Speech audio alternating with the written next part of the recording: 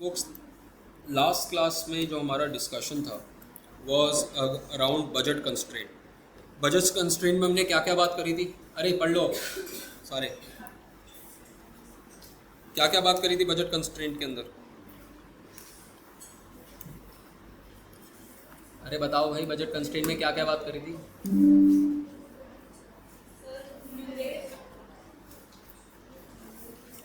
हाँ, न्यूमरेर ही है, न्यूमरेर ही है। हमने बात करी थी कि पहले तो बजट लाइन कैसे बनाते हैं, हमने बात करी थी। बजट सेट क्या होता है, हमने बात करी थी। ठीक है, फिर उसके बाद two goods are not enough, तो हमने बताया था कॉम्पोजिट गुड हो सकता है। इसमें मैंने कहा था कि सारे गुड्स एक गुड को मान लो x2 को। ठीक है, फिर हमने बजट सेट की प्रॉपर्टीज मैंने आपको बताई थी कि इंटरसेप्ट कैसे आते हैं बजट सेट के। याद है, बजट लाइन के इंटरसेप्ट बताए थे एक एक कमोडिटी को जीरो करके।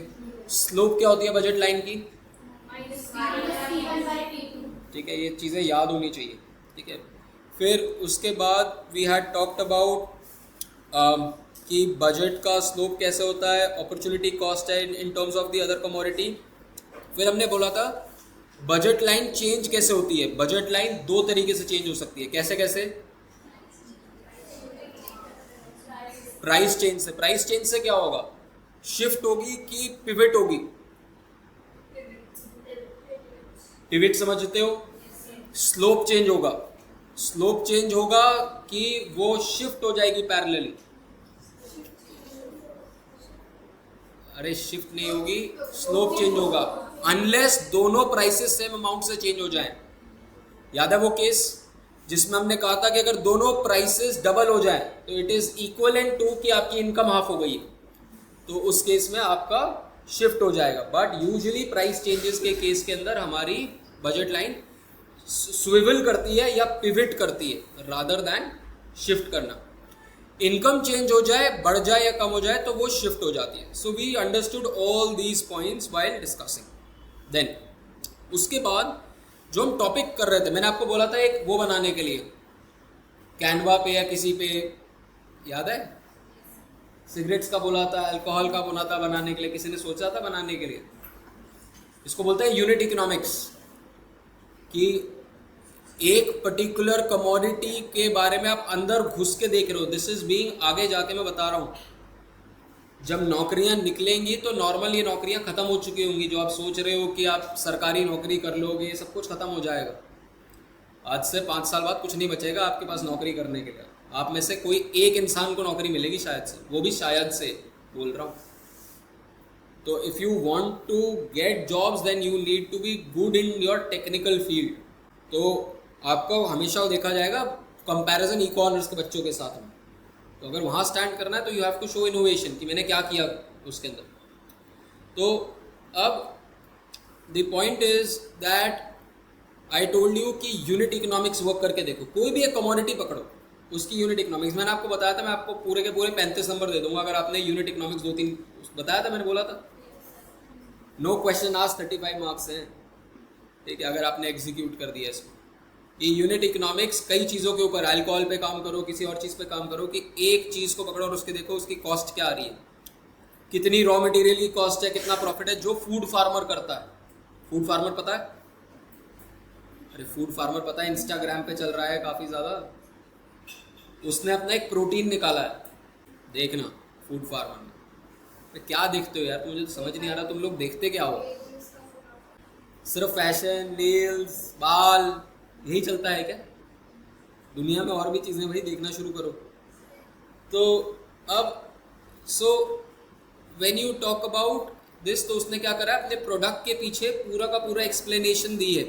ठीक है, मैं आपको एक वो दिखा देता हूँ कि फूड फार्मर ने क्या करा है। अगर इंटरनेट आ जाए, देखो दिस इज, मैं आपको लिंक भेज रहा हूँ। This is called as unit economics. आगे जाके बहुत सारी कंपनीज जो है यूनिट इकोनॉमिक्स के ऊपर काम करेंगी। देखो नीचे फुल कॉस्ट ब्रेकडाउन है, लिंक आ गया आप लोगों के पास? नीचे जाओगे वेबसाइट पे, फुल ब्रेकडाउन है, मिला नीचे फुल कॉस्ट ब्रेकडाउन। मैं आपको स्क्रीनशॉट भी भेज रहा हूँ। सो कैन यू सी कि अमाउंट जो है सेलिंग प्राइस 1500 रुपये किलो है प्रोटीन का। This is a little expensive on it's size. ये 500 ml का है, ये 500 का, 500 ग्राम का है, मतलब 3,000 रुपये किलो बेच रहा है। Little this is on the expensive side of a protein, ठीक है, क्योंकि इंटरनेशनल ब्रांड्स मिलते हैं आपको 6-6,500 रुपये, ठीक है, जो इम्पोर्टेड ब्रांड्स। तो अब हम देख रहे हैं यहाँ पर कि देखो अगर 1,500 रुपये का है तो उसमें मार्केटिंग कॉस्ट 0 है। अगर आप कोई मामा अर्थ का प्रोडक्ट उठाते हो तो उसको दिखाई देगा आपको 40% उसकी कॉस्ट जो है मार्केटिंग। कोक, पेप्सी या किसी ड्रिंक की ऐड उठाते हो तो उसकी मेन कॉस्ट मार्केटिंग की है। शाहरुख खान पैसे ले रहा है, माजा की कॉस्ट थोड़ी ना, आलिया भट्ट माजा पी रही है उसकी कॉस्ट है भाई, तो वहाँ उस चीज़ की कॉस्ट थोड़ी ना है। देन फिक्स्ड कॉस्ट कितनी है, सैलरीज, ऑफिस वगैरह, देखो छोटा छोटा लिखा हुआ है। पेमेंट गेटवे की कॉस्ट होती है कि अगर आप पेमेंट ले रहे हो तो रेजर पे से पे कर रहे हो तो वो भी तो पैसे लेगा, वो भी 1% 1.5% लेता है। फिर वेयर हाउसिंग जहाँ रख रहे हो, फिर टेस्टिंग और एनालिसिस की कॉस्ट, फिर मैन्युफैक्चरिंग की कॉस्ट 122 रुपये, तो मैन्युफैक्चरिंग पैकिंग की और रॉ मटेरियल की कॉस्ट जो है इस तरीके से और जीएसटी ऊपर से। I want you to do micro economic analysis. अब ये छोड़ो, this is a compulsory project ना, आपको 35 में से 0 मिलेगा अगर आपने किसी भी प्रोडक्ट का वो नहीं करा। This is your CL। You have to find a product, अलग अलग प्रोडक्ट होने चाहिए, ठीक है, दो लोग सेम चीज़ पे काम नहीं कर सकते। गूगल शीट पे बनाओ। तुम्हारा CR कौन है? हमारे पास CR कौन है? कोई CR नहीं, आज से तुम CR हो, ठीक है, तो कोई बात क्या हो, CR होने के फ़ायदे होते, नंबर ज़्यादा मिलते। तो नाउ द थिंग इज कि अब तुम्हें गूगल शीट बनाना, गूगल शीट पे सबके नाम होने चाहिए। क्या नाम है? आस्था। गूगल शीट पे सबके नाम होने चाहिए, ठीक है, and ensure that all of you are doing. एक प्रोडक्ट का नाम लिखोगे कि जिसके ऊपर आप अपना वो यूनिट इकोनॉमिक्स करो, किसी भी चीज़ का करो, आई डोंट केयर किस चीज़ का कर रहे हो, गाड़ी का कर रहे हो, शराब का कर रहे हो, क्या कहते हैं, टबाकू, हैंड टबाकू का कर रहे हो, जिस भी चीज़ का, जो चीज़ खरीद रहे हो, पानी की बोतल खरीद रहे हो उसका कर रहे हो, I don't care, but you have to do unit economics, ठीक है ना। तो अब हमने इसी के अंदर बात करी थी कि टैक्सेस, सब्सिडीज, रैशनिंग। तो हमने टैक्सेस के बारे में सबसे पहले बात करी थी। 2 तरीके के टैक्स होते हैं। कौन कौन से होते हैं? टिश्यू है किसी के पास टिश्यू? तो एक क्वांटिटी टैक्स। क्वांटिटी टैक्स क्या होता है? अरे बताया था मैंने, क्वांटिटी टैक्स क्या होता है? Quantity tax, what is quantity tax? Come on girls. Quantity के पर यूनिट पे लगता है। क्यों लगता है? ऐसी कौन सी कमोडिटीज है जिन पे क्वांटिटी टैक्स लगता है और क्यों लगाया जाता है क्वांटिटी टैक्स? लिमिट करने के लिए एक हो सकता है रीजन। किस चीज को लिमिट करना चाहते हो? हार्मफुल प्रोडक्ट्स को। तो हमने एग्जांपल कौन कौन से लिए थे? सिगरेट्स, अल्कोहल, पेट्रोल, ठीक है। दूसरा एम होता है रेवेन्यू मैक्सिमाइजेशन, और तीसरा नेगेटिव इफेक्ट, नेगेटिव इम्पैक्ट क्या होता है क्वांटिटी टैक्स का?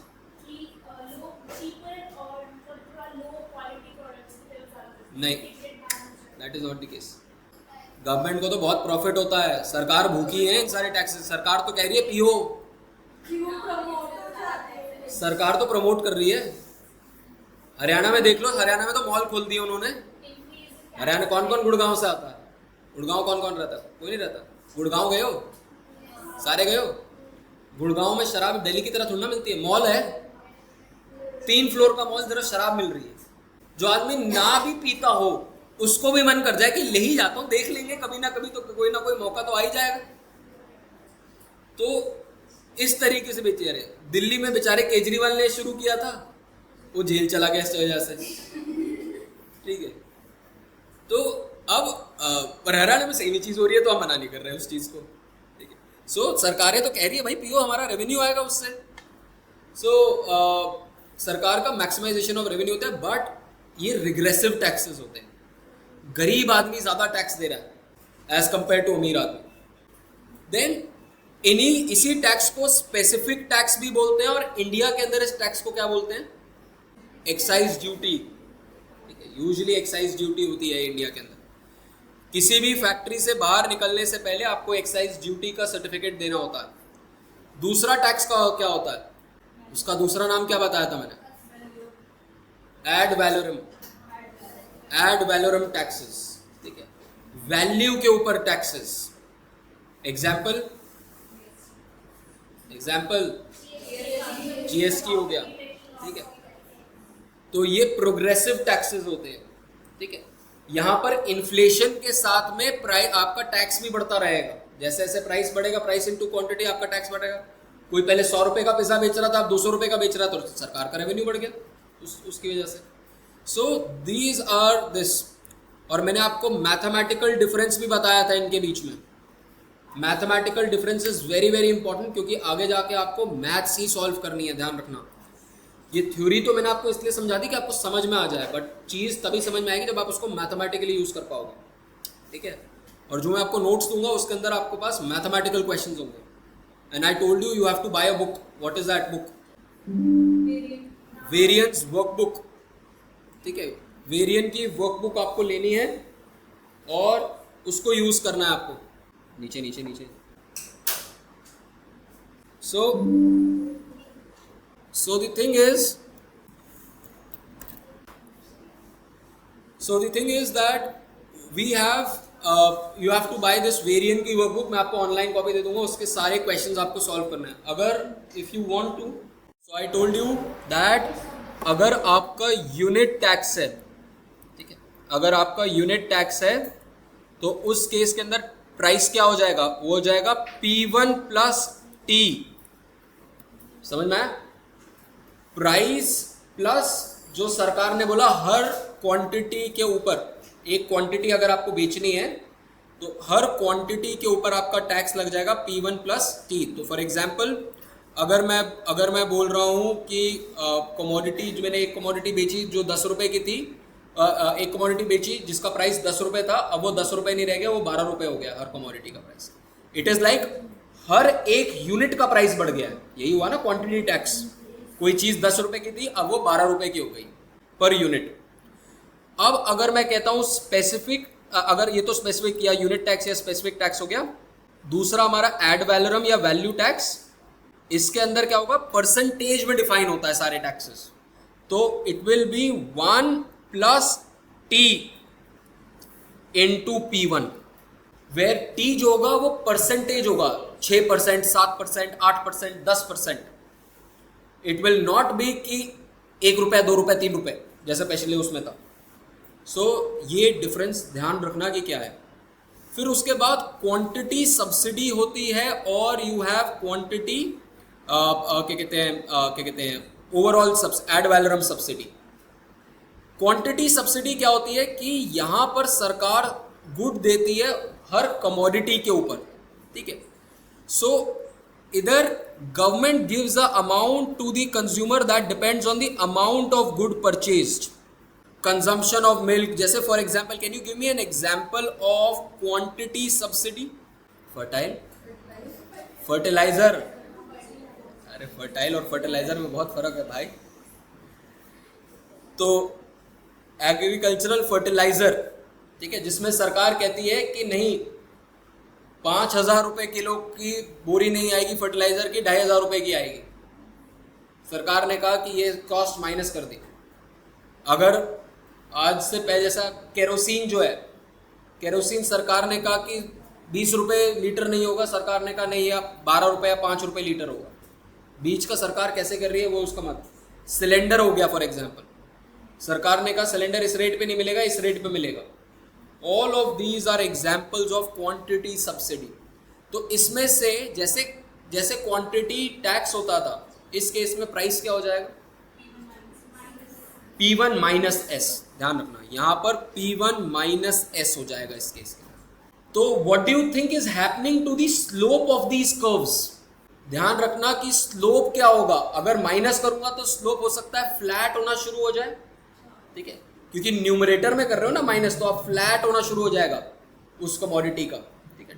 मैं आपको एंड में कराऊंगा ये सारे के सारे कर्व्स। मैं आपको वैसे ही बता देता हूँ। नॉर्मल एक बनाओ, एक P1/P2 के एक नॉर्मल कर्व बनाओ, ठीक है। नॉर्मल बजट लाइन बनाओ P1/P2 वाली। मान लो कि P1 इज इक्वल टू 5 और P2 इज इक्वल टू 5, या दोनों को 10-10 ले लो, 10-10।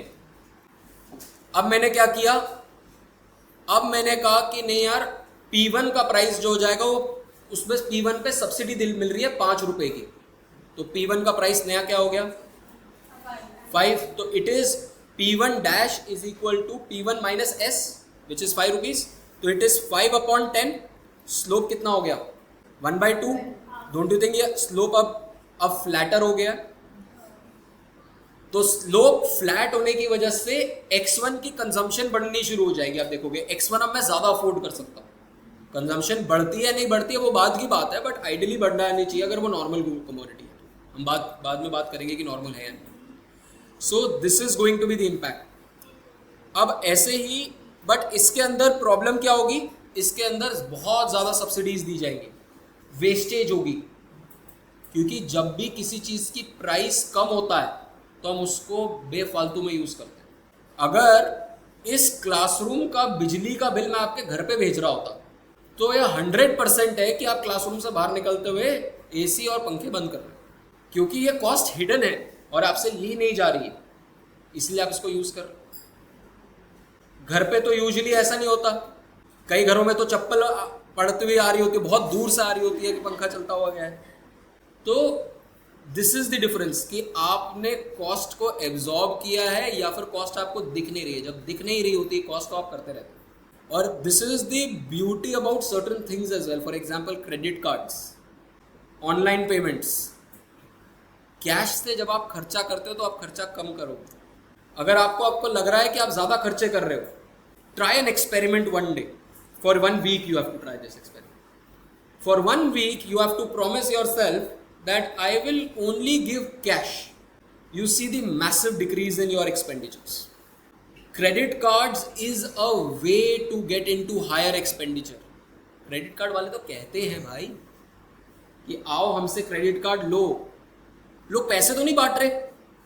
मेट्रो स्टेशन पे देखा है, अगर पैसा इतना आसान होता तो क्रेडिट कार्ड की जगह आपको गड्डी पकड़ा रहे होते। अरे सर मेरे पास बहुत ज्यादा पैसे हैं, लो 5,000 रुपये लेते हुए जाओ। तो यही बात है ना, why are they offering you credit cards? They want you to spend beyond your means, because you can not, एक बार आपको उसकी आदत पड़ जाए तो लत लग गई। It's the same thing as gambling. Online gambling अब बंद हो गई, तो आदत की बात है यहाँ पर। नाउ अब एड वैलोरम सब्सिडी क्या है? एड वैलोरम सब्सिडी में कहते हैं हम कि आप price of the good is being subsidised based on the price of the commodity. For every 1 rupee, for every if the government gives you 1 rupee back for every 2 rupees that you donate to charity, it is called as subsidy. इस तरीके की ad valorem, जितना आप पैसा दोगे उसके हिसाब से आपको सब्सिडी मिलनी जाएगी। फॉर एग्जाम्पल इंडिया में एक स्कीम है PLI, प्रोडक्शन लिंक इंसेंटिव, ये इसके ऊपर चलती है। ड्यूटी ड्रॉबैक स्कीम इसके ऊपर चलती है। आपके केस में आपका एग्जांपल बताता हूँ, जो गरीब घर होते हैं या फिर वुमन एंटरप्रेन्योर्स, मैंने आपको बताया था उद्यमोदय फाउंडेशन है एक, जिसका मैं आपको इको नीति का जो मैंने यहाँ पर लिखा हुआ है, देखोगे तो यहाँ पर आपको उस वैसे जो भी इको नीति दिखा हुआ है जो स्टार्टअप को मैं एडवाइस कर रहा हूँ। तो now it is now being going to be funded by Delhi university under Udyamodaya foundation. और अगर आप फीमेल एंटरप्रेन्योर हो तो सरकार कहती है कि आपको सरकार कम रेट ऑफ इंटरेस्ट पे पैसा देगी।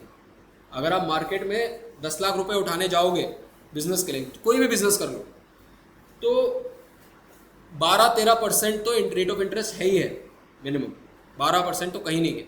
कुछ चीज़ों पे कम है, जैसे फॉर एग्जांपल हाउसिंग पे थोड़ा सा कम होता है क्योंकि वो लॉन्ग टर्म लोन होता है, 25 साल का लोन होता है वो। बट गाड़ियों का लोन हो गया, ऐसे लोन हो गए, तो इनमें अराउंड 12-13% का rate of interest. That means 100 रुपये का लोन अगले साल आपको 112 रुपये चुकाने। अब सरकार कहती है कि we want women to become entrepreneurs, stand up India के अंदर, ठीक है, स्टार्टअप इंडिया के अंदर सरकार कहती है कि इसमें वुमेन को से 7% या 6% का रेट ऑफ इंटरेस्ट देना है। जो बाकी रेट ऑफ इंटरेस्ट है सरकार खुद देगी, पहले सब्सिडी दे दी सरकार ने, तो यहाँ पर परसेंटेज भी मिल रही है। तो दीज आर एग्जाम्पल्स जहां पर आपको अब सब्सिडी कैसे मिलेगी, 1 - S × P, दोनों में स्लोप चेंज होगा, बट क्वांटम जो होगा वो अलग तरीके से चेंज होगा दोनों taxes. So these are impact and again इसका इम्पैक्ट जो होगा आपके उसके ऊपर होगा। Then there is another kind which is called as lump sum tax and lump sum subsidy. तो हमने 3 तरीके की चीजें देखी। टैक्स या सब्सिडी जो है, अगर मैं ग्रुपिंग बनाऊं टैक्स और सब्सिडी की, तो 3 तरीके की है। पहला quantity which is also called as unit which is also called as commodity, ठीक है।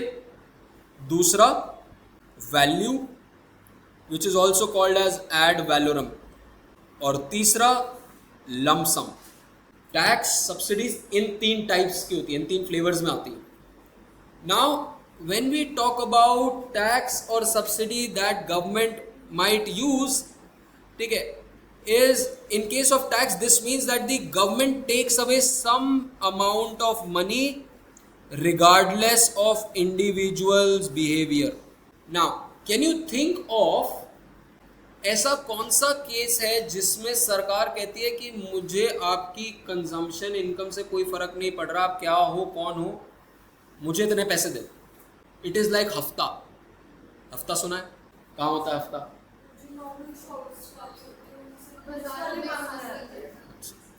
सिर्फ पुलिस वाले नहीं मांगने आते, सिर्फ पुलिस वालों को कोई बदनाम कर रहा है, बहुत लोग मांगने आते हैं। इंडिया में धंधा करना इतना आसान नहीं है भाई, तो बहुत लोग पैसे मांगने आते हैं। तो अब यहाँ पर this is kind of a lump sum tax. मैं मोमोज की दुकान लगाऊं, चाट पकौड़े की लगाऊं, या किसी भी चीज़ के लगाऊं, मेरी सेल कितने की भी हो, मेरा हफ्ता बंधा हुआ। ये तो हो गया इलीगल एग्जाम्पल। लीगल एग्जाम्पल होता है प्रॉपर्टी टैक्स भी आपकी प्रॉपर्टी पे डिफाइंड है। प्रॉपर्टी जितनी बड़ी होगी उतना ऊपर टैक्स लगेगा। प्रॉपर्टी की वैल्यू पे डिफाइंड है। अगर मैं साउथ दिल्ली के अंदर घर है मेरा, अगर मेरा घर दिल्ली के अंदर और इंडिया के अंदर सबसे एक्सपेंसिव घर कहाँ पर है भाई दी? सबसे महंगे घर कहाँ पर है? अब पॉइंट इज कि एग्जाम्पल एक और बताता हूँ। टोल टैक्स बोला था एक बार डिसाइड करने के लिए।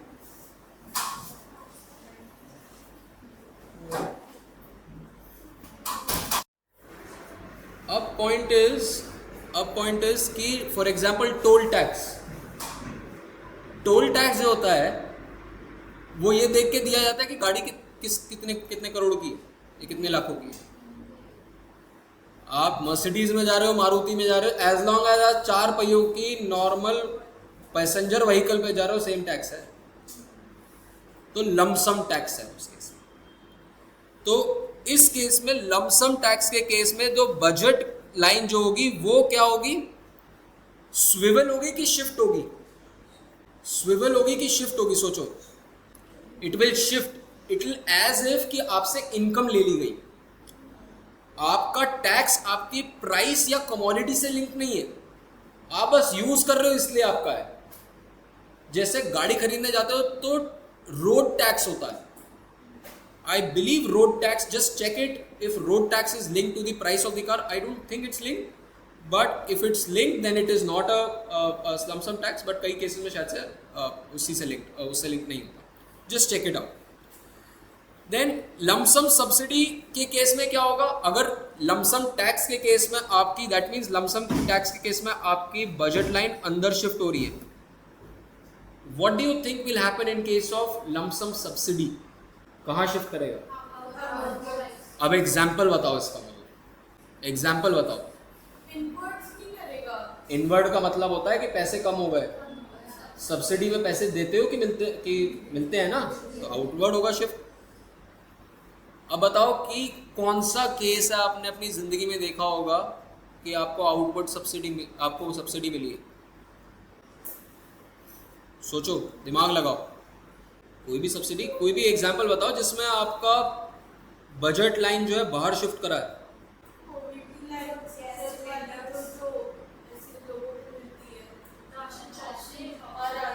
राशन शॉप में प्राइस अलग होता है। गैस सिलेंडर एक्चुअली में अगर आप देखोगे तो वो प्राइस लिंक्ड है। वो मैं रैशनिंग में पढ़ाऊंगा अभी, वो भी प्राइस लिंक्ड है। गवर्नमेंट हॉस्पिटल की जो दवाइयाँ सस्ती मिलती हैं। मैं एक तरीके से कह रहा हूँ कि आपको सीधा कैश पकड़ा दिया गया है। Pension could be, but pension के लिए भी आप काम करते हो तो इसलिए मिलती है एक्चुअली। हैव यू सीन कि पिछले 1.5 साल में इलेक्शन के टाइम पे कुछ हो रहा है? सारे के सारे औरतों को फ्री में बोल रहे हैं कि आपको 2500 रुपये देंगे, 1000 रुपये देंगे। पंडितों को आम आदमी ने, पार्टी ने कहा था कि 18,000 रुपये देंगे महीने का। मेरे भी दिमाग में आया कि मैं भी सर मुंडवा लेता हूँ भाई, 18,000 रुपये बुरे क्या लग रहे हैं, ज्ञान तो मैं भी दे रहा हूँ। तो अब पॉइंट इज कि अगर आपको सब्सिडी मिल रही है तो आपका ये आउटवर्ड शिफ्ट हो रहा है, आपको लमसम मिल रही है।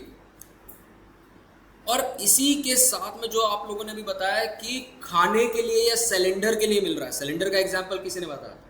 सिलेंडर का एग्जांपल जो होता है वो ऐसा नहीं अनलिमिटेड सिलेंडर है, साल के 12 सिलेंडर हैं। 12 सिलेंडर तक आपको प्राइस कम मिलेगा, उसके बाद आपको मार्केट प्राइस पे करना है। 1 साल की लिमिट, 1 साल में 12। हाँ, बट आप एक्सेसिव यूजेज भी तो नहीं करोगे। आपको पता है कि आप गरीब हो तो इतना ही है। अगर मुझे अनलिमिटेड सिलेंडर मिलने लग जाए तो मैं मिठाई की दुकान बना दूं, बेचूंगा फिर तो मैं सिलेंडर अपने। पहले यही होता था। इनफैक्ट पहले गरीब लोगों को जो सिलेंडर मिलता था, गरीब आदमी उठा के उसको बेच देता था मिठाइयों की दुकानों को। And I know this because मेरा फैमिली बैकग्राउंड इस तरीके से। Apart from my father is a professor, मेरा फैमिली में सारे केटरिंग के बिजनेस और मिठाई के बिजनेस में। तो एक टाइम होता था कि गरीब लोग आके सिलेंडर दे देते थे कि सर हमसे सिलेंडर ले लो, हमें सरकार ने 400 रुपये का दिया, आप 500 रुपये का 600 रुपये का दे दो, मार्केट में 900 रुपये का। वो कह रहे 200 रुपये का प्रॉफिट, और घर पे फिर सिलेंडर नहीं है, वो आग लगा रहे। तो सरकार ने कहा यार ये तो चूना लग रहा है, तो सरकार ने कहा कि अब मैं डीबीटी करूंगा, डायरेक्ट बेनिफिट ट्रांसफर। पहले आप सिलेंडर खरीदोगे और सिलेंडर खरीदने के बाद जो डिफरेंस अमाउंट का वो मैं आपके अकाउंट में दूंगा। तो it is link to your consumption of cylinder now. और धीरे धीरे पाइपलाइन के ऊपर भी काम होना शुरू हो गया है, वो और ज्यादा उसको स्ट्रीमलाइन कर देगा इस काम को। सो अब हम इसी कंटेक्स्ट में पढ़ेंगे कि ये रैशनिंग क्या होती है। रैशनिंग का मतलब होता है कि किसी कमोडिटी की आप कंजम्पशन को लिमिट करोगे तो उसको बोलते हैं रैशनिंग।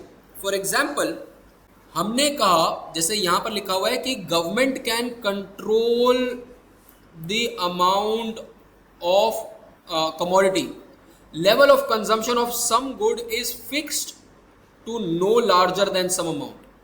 जैसे नीचे अगर डायग्राम देखोगे, दिख रहा है डायग्राम रैशनिंग का, x1 x2, उसमें देखो x1 में x1 बार लगा हुआ है। अब क्या है कि x बार है। नाउ थिंक आपकी जिंदगी में कभी कोई चीज का राशन लगाओ, इससे ज्यादा आप कंज्यूम नहीं कर सकते। अपनी जिंदगी में सोचो, किसी गुड पे लिमिट लगी हुई हो, कोई भी चीज हो सकती है, तो सोचो, दिमाग लगाओ। कोई ऐसी कमोडिटी जो आपको पता है कि इससे ज़्यादा कंज्यूम नहीं करी जा सकती, कोई ऐसी चीज़ जिससे ज़्यादा नहीं करी जा सकती। अरे गैस करो, अब ज़िंदगी में ऐसा तो होगा नहीं कि सारी कमोडिटी अनलिमिटेड है तुम्हारे में।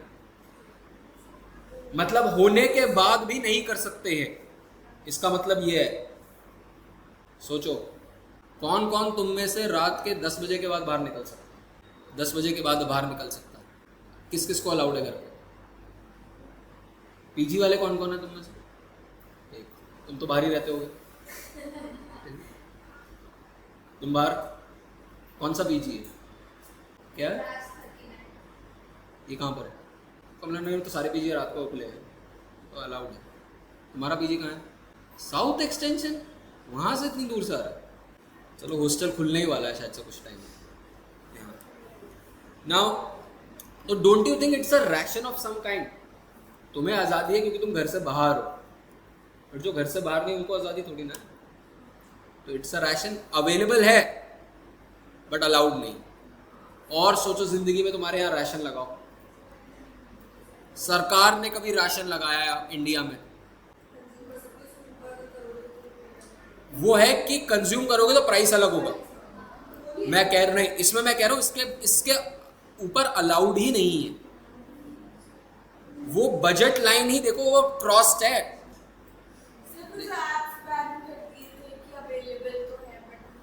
नहीं। और थिंक अबाउट कोविड के टाइम पे सरकार ने कहा था कुछ मेडिसिन इतनी ही ले सकते हो। आइवरमेक्टिन, सुना आइवरमेक्टिन? तो आइवरमेक्टिन के बारे में पढ़ना, ठीक है, and read about ivermectin and cancer also. तो that is an interesting case study.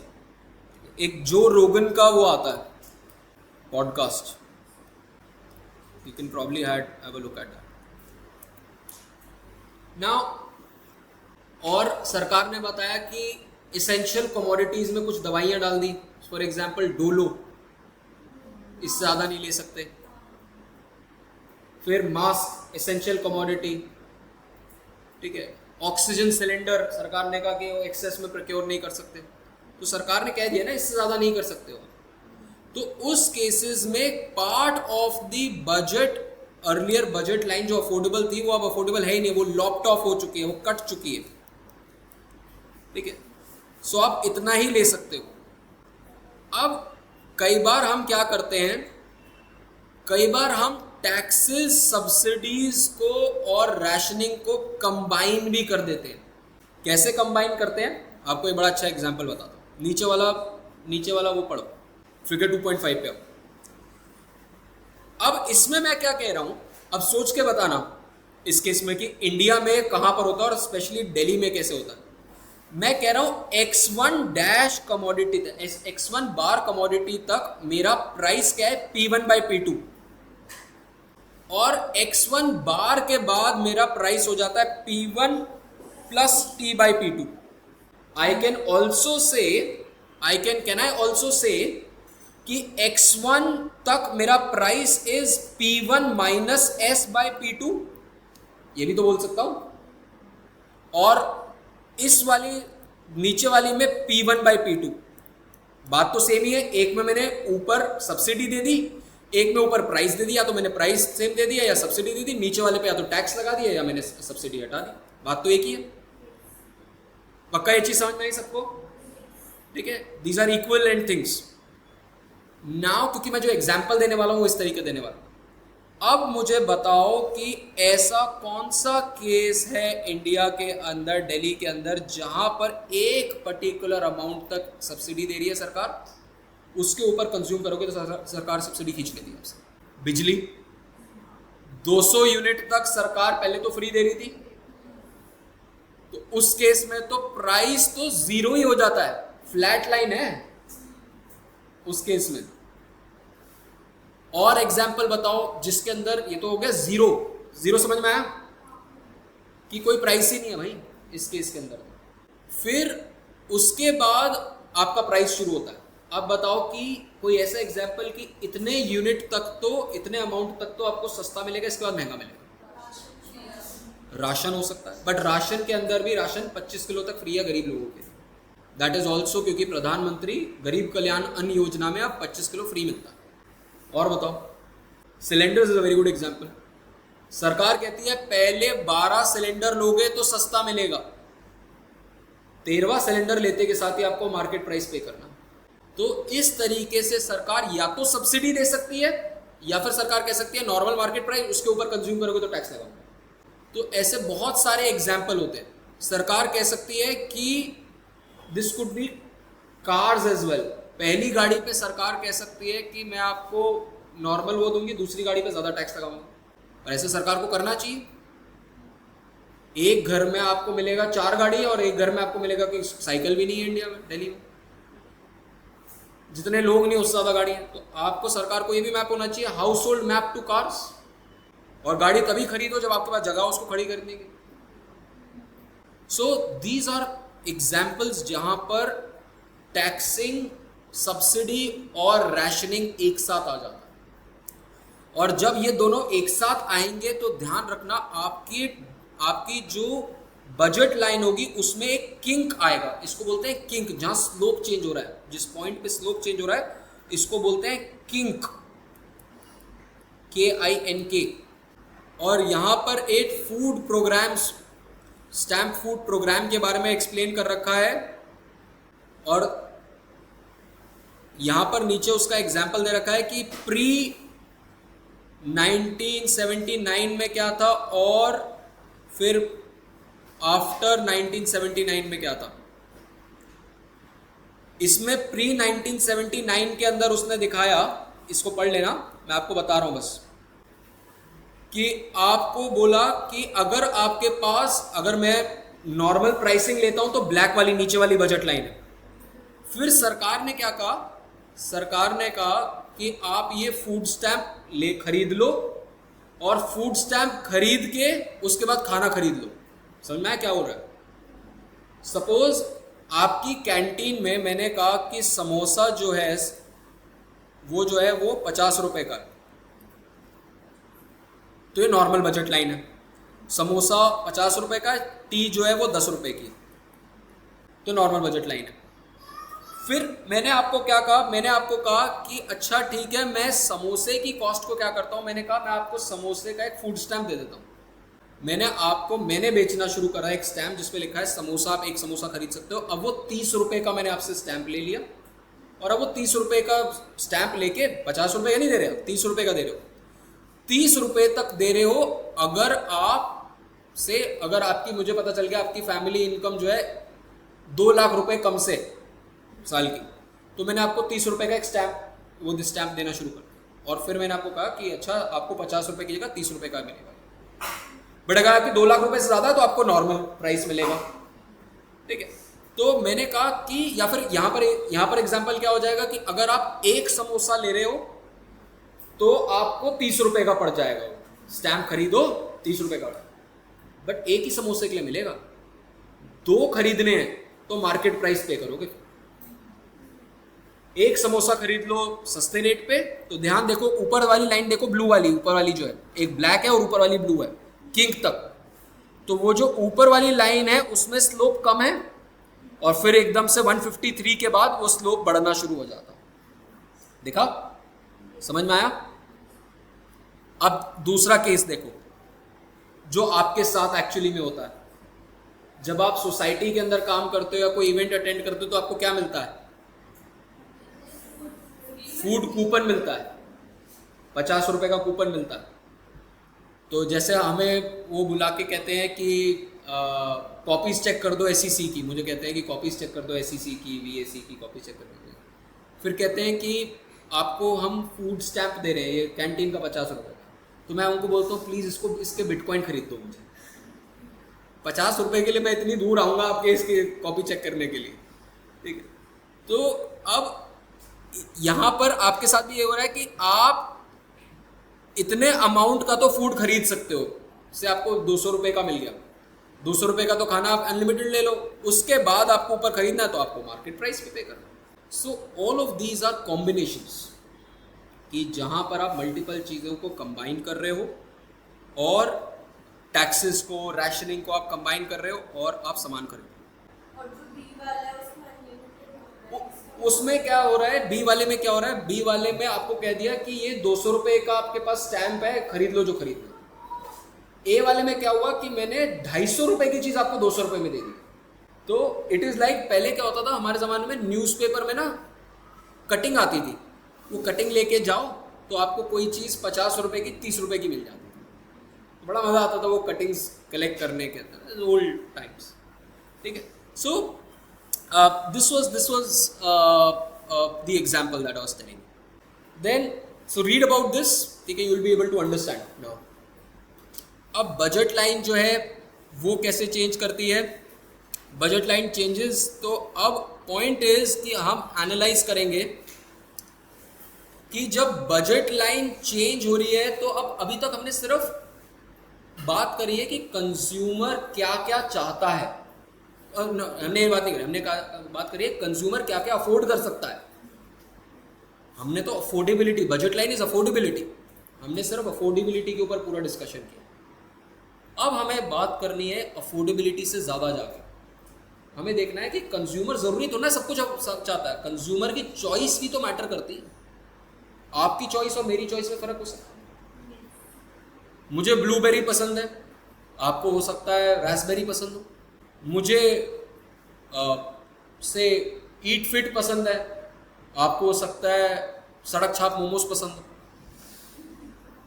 हमारे प्रेफरेंसेस अलग अलग हो सकते हैं ना, ठीक है।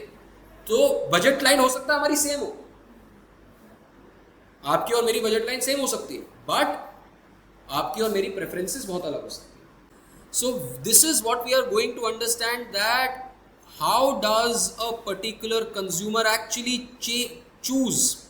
तो first we will see that, अब हमने क्या क्या देखा कि since budget set doesn't change when we multiply all prices and all income by a positive number, budget set change नहीं करेगा। अगर मैं सारे प्राइसेस और इनकम को सेम तरीके से बढ़ा दूं, प्राइसेस डबल कर दिया, आपकी इनकम डबल कर दी, बजट सेट में कोई चेंज नहीं आया। फिर उसके बाद तो this is called as a perfectly balanced inflation, जिसमें प्राइसेस और इनकम सेम तरीके से राइज कर रही है। Then we will also see that कि अगर मेरी इनकम बढ़ रही है तो कंज्यूमर बेटर ऑफ ही होना चाहिए यूजुअली। अगर आपकी इनकम बढ़ जाए, कोई ऐसा इंसान तो नहीं होगा जो कहेगा कि मेरी इनकम बढ़ गई बट मेरा नुकसान हो गया यार, अब मैं ये चीज़ कंज्यूम नहीं कर पा रहा। जब आपकी इनकम बढ़ जाएगी, you are always going to afford that was already affordable. जो पहले आपके पास अफोर्डेबल बंडल था वो अब भी आपके लिए अफोर्डेबल है। So you are always going to be have in a better off thing. So that is what is written here. So this is about this particular thing. I want you to try all the review questions that are there. ठीक है, अगर entrances clear करना चाहते हो, मेरा इसीलिए focus है इस कोर्स से, मैं आपको सीरियसली पढ़ा रहा हूँ। इससे पहले जो 2 कोर्सेज थे वो मजाक है, मैथ्स और स्टैट्स को छोड़ के, क्योंकि वो फिर भी काम आ जाएंगे। बट मेन एंट्रेंसेस जब आप देखोगे, मेन एंट्रेंसेस में ये माइक्रो बहुत ज़्यादा भरी होती है, माइक्रो और मैक्रो भरी हुई होती है, स्पेशली माइक्रो। तो my focus is not to teach you for the end term examination, आपको एंट्रेंसेस क्रैक करने हैं। तो इसीलिए ये सारे क्वेश्चन भी करने हैं। मैं आपको इकोनीति का एक हैंड आउट दूंगा जिसके अंदर क्वेश्चंस होंगे, उसके बाद सॉल्यूशंस होंगे, वो भी ट्राई करोगे। और उसके बाद वर्कबुक होगी, वेरिएंट की वर्कबुक, वो भी आपको करनी है। All of these things you have to do, तभी इसको प्रॉब्लम को सॉल्व कर पाओगे, इन सारे क्वेश्चंस को सॉल्व कर पाओगे।